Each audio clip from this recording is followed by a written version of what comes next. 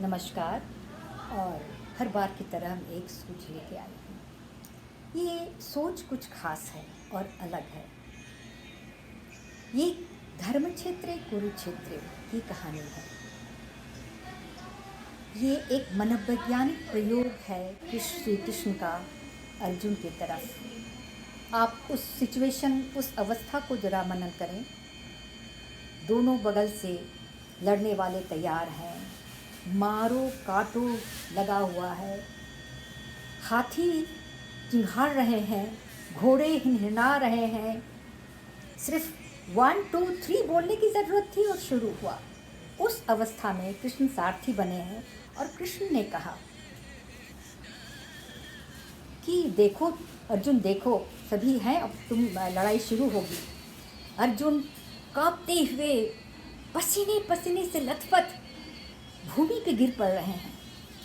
एक वीर योद्धा इस अवस्था में पहुँचे, ये बहुत ही नाजुक है। और उन्होंने कहा, हे सखा, हे कृष्ण, मुझे लड़ाई नहीं करनी है, भले ही मुझे भिक्षाटन करके जिंदगी जीनी पड़े, पर मैं ये अपनों को नहीं मारूंगा। और इसी मनोवैज्ञानिक प्रयोग का उदाहरण श्री कृष्ण ने बड़े अच्छे तरीके से दिया है। उन्होंने कहा, पार्थ देख, कई तरह से इस युद्ध को रोकने की कोशिश की गई, पर दुर्योधन के पक्ष कभी भी एक ज़मीन देने को तैयार नहीं है। जीना ठीक है, भिक्षा मांग के जीना कोई ख़राब बात नहीं है, पर अपने आत्मबल को ज़मीन पे लुटा के ये नहीं हो सकता। तो तुमको ये उठना है, क्योंकि ये यदि तुम युद्ध नहीं करते हो तो तुम्हारे ही शिकायत होगी, तुम्हारा नाम सारी ज़िंदगी में बोला जाएगा कि एक अकर्मण्य अर्जुन जो एक सेना के आते देख करके धरती पे भूमिष्ठ हो गया। उन्होंने तरह तरह के 45 मिनट के एक भाषण दिए, अपनी दिव्य दृष्टि से एक महानता दिखाई और आत्मसम्मान का पैगाम दिया और उनमें वीर रस का कायम किया। ये है गजब बात।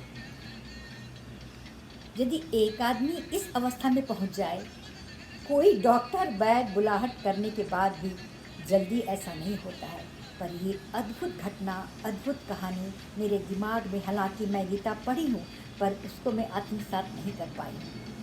बड़े बड़े महापुरुष नहीं किए हैं तो मैं कहाँ से करूँ। लेकिन आप इस भावना को देखें, उस वीर चीज़ को देखें, अपने कर्म पे तुम विश्वास करो। तुम सत्य पर कर्म कर रहे हो कि तुम्हें ललकारा जा रहा है। एक वीर को कोई ललकारे, वो भी गलत तरीके से, तो फिर तुमको उठना ही पड़ेगा।